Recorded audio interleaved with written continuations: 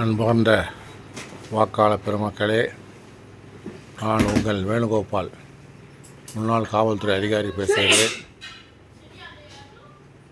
நாளை தமிழகத்தின் தலையெழுத்தை நிர்ணயிக்கக்கூடிய தேர்தல்.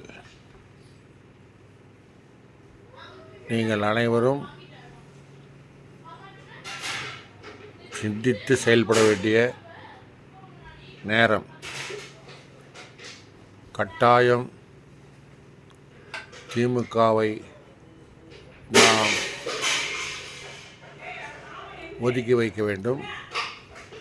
அது மட்டுமல்ல, புதிதாக வந்துள்ள டிவிகே என்ற ஒரு ஒட்டுண்ணியை, விஷப்பூச்சியையும் கட்டாயம் ஒதுக்க வேண்டும். மற்றபடி நீங்கள் யாருக்கு வேண்டுமானாலும் சிந்தித்து செயல்பட்டு வாக்களியுங்கள்.